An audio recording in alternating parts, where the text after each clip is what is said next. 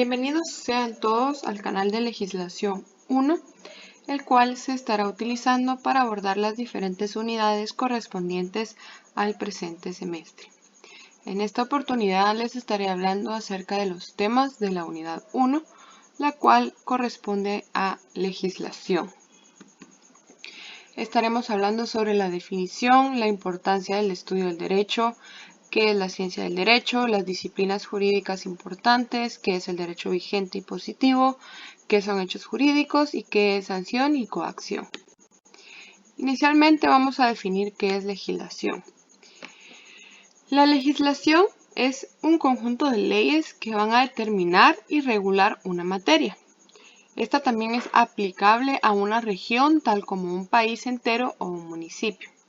Inclusive puede regir el comportamiento dentro de una institución.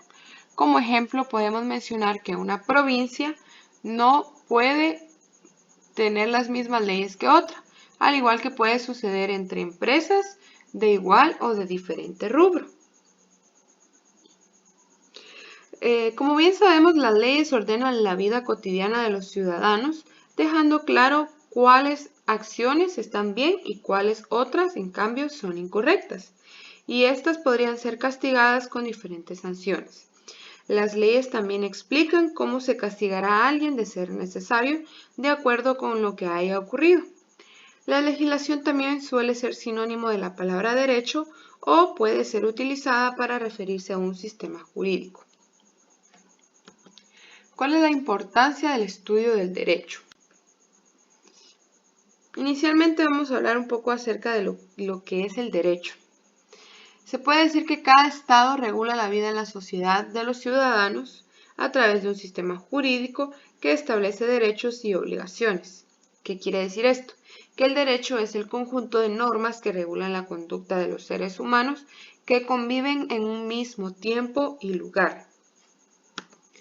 Ahora sí, vamos a hablar acerca de la importancia del derecho.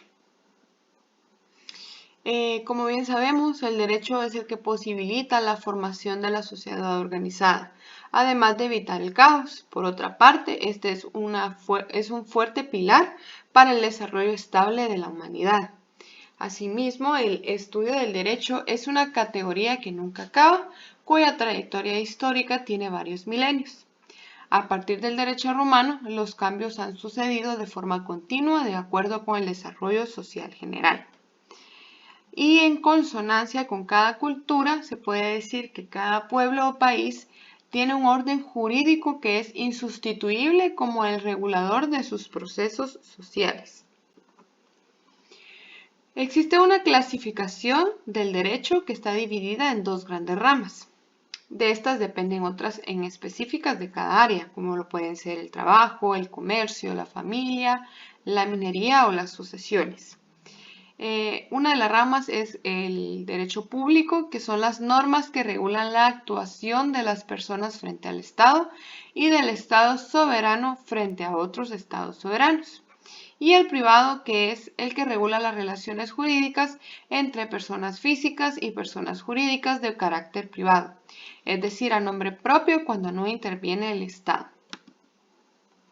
Bien, ahora hablaremos un poco sobre lo que es la ciencia del derecho.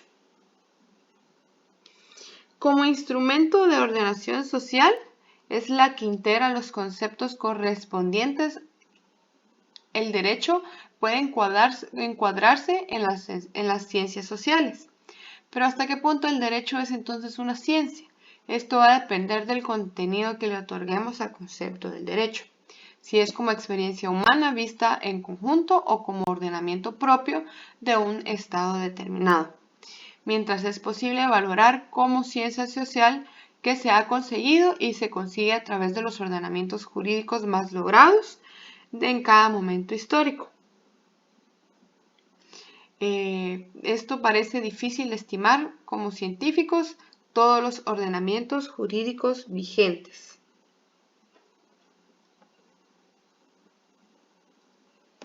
Bien, la expresión ciencia del derecho está empleada en tres sentidos. Está el sentido amplísimo, que es el que abarca todas las disciplinas jurídicas, incluyendo la filosofía del derecho. Luego está un sentido un poco más restringido, que es el que comprende todas las verdaderas ciencias jurídicas. En esta se excluye la filosofía del derecho. Y está el sentido estricto, y más usual como sinónimo de dogmática jurídica.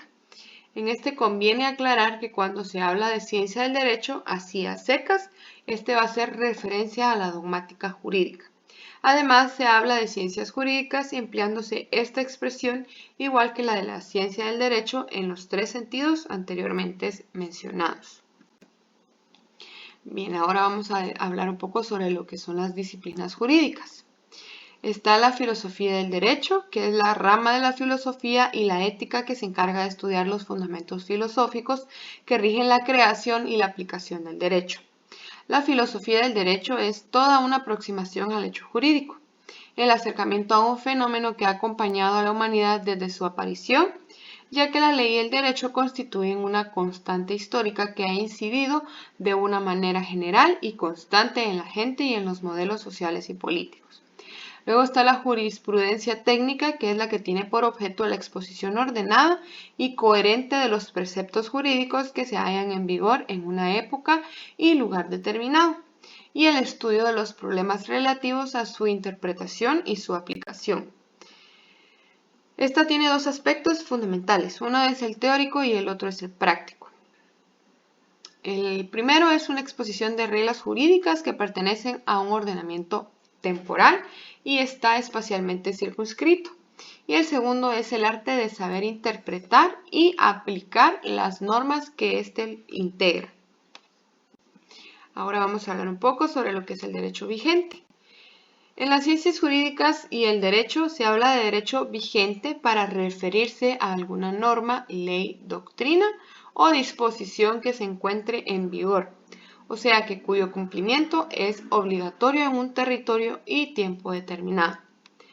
Es decir, entonces que el derecho vigente es exactamente lo opuesto al derecho caduco o derogado y que a menudo se considera parte del llamado derecho positivo, pues se trata de la versión más actual de las leyes formales de un Estado. Las características del derecho vigente son que es impuesto por el Estado y los organismos jurídicos, ya sea que su origen radique en lo consuetudinario o bien que haya sido legislado formalmente por el gobierno. En cualquiera de estos dos casos, las fuerzas del Estado obligan a su cumplimiento. Luego es que, como todas las leyes, el derecho vigente es válido en un territorio específico y bajo una jurisdicción específica, pero en su caso depende enormemente del factor tiempo, ya que las leyes tienden a cambiar conforme la sociedad va cambiando también. Esto no significa que una ley muy antigua no pueda continuar en vigencia hoy en día, esto claro está. Y otra de las características del derecho vigente es que este deja de serlo cuando van apareciendo leyes nuevas y normas que sustituyen a las anteriores o cuando los organismos del Estado la deciden derogar. ¿Qué es el derecho positivo? El derecho positivo es el conjunto de normas jurídicas escritas que a su vez han cumplido con los requisitos formales necesarios para efectuarse la creación de las leyes conforme a lo establecido en la Constitución Nacional de un país. Tanto leyes como decretos, reglamentos o acuerdos establecidos para regular conductas y acciones de los ciudadanos, organismos públicos y privados, forman parte del derecho positivo. A continuación se van a presentar algunos de los ejemplos de la aplicación del derecho positivo y cuál es su finalidad. Están las constituciones nacionales, que tienen como finalidad describir el marco legal sobre el cual es regido un país. Por ejemplo, expone las funciones de los poderes públicos, las obligaciones del Estado con los ciudadanos, así como las demás normas destinadas para el buen desarrollo político, económico, social y cultural de un país. Luego tenemos el derecho a la educación pública, que es el que se refiere a que en el derecho se deben de tener garantizados a todos los ciudadanos para tener acceso a la educación tanto pública, primaria como secundaria y universitaria financiada por el Estado. Y están los códigos penales, que son una serie de leyes que estipulan los procesos judiciales y penales que corresponden ante cualquier delito, bien sean estos de menor a mayor grado, por ejemplo, agresiones, robos, homicidios, entre otros. Bien, ahora vamos a hablar sobre los hechos jurídicos. Un hecho jurídico es todo fenómeno de la naturaleza o del comportamiento humano que el legislador considere atribuible como una consecuencia jurídica. Tales consecuencias o efectos pueden consistir en la creación, modificación, transferencia, transmisión o extinción de un derecho. Los hechos son acontecimientos susceptibles de ser percibidos por nuestros sentidos. Todos estos pueden analizarse según algunos criterios.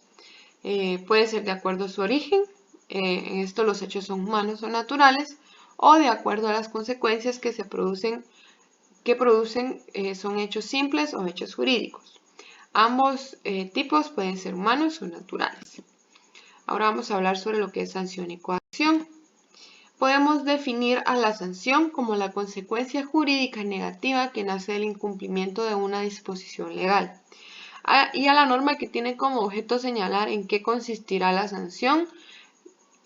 A esta se le va a denominar como norma sancionadora, por lo que tiene un carácter secundario, contrario a la norma sancionada que es de carácter primario. Existen otras consecuencias que se generan en caso de presentarse inobservancia de la norma que no son una sanción, como por ejemplo la legítima defensa y la rescisión del contrato de trabajo por causas imputables al trabajador. Una de las clasificaciones que abordan el concepto de sanción es que organizan sus tipos en razón de la rama del derecho de la que derivan, por lo que se distingue entre sanción civil, penal, fiscal, administrativa, entre otras. Y otra de sus clasificaciones se hace atendiendo a la finalidad que persiguen y a la relación entre la conducta ordenada por la norma infringida, la que constituye el contenido de la sanción. Y se entiende por coacción a la aplicación forzada de la sanción por parte de las autoridades. A modo de ejemplo, cuando un juez dicta una sentencia condenando a un deudor a liquidar un monto adecuado, se entiende que el juez impuso una sanción, siempre y cuando el deudor la cumpla voluntariamente. Pero si no es así, entonces el juez tiene el derecho a exigir que la sanción se imponga mediante el uso de la fuerza pública. En este caso estamos frente a una figura de coacción. La coacción es la principal herramienta que tiene el Estado para establecer su poder normativo y es el único capaz de utilizar la violencia legítima manifestada mediante el poder público, el cual se usará para imponer una determinada disposición legal. Esto ha sido todo por la unidad número 1. Espero les sea de mucha utilidad. Agradezco mucho de su valioso tiempo.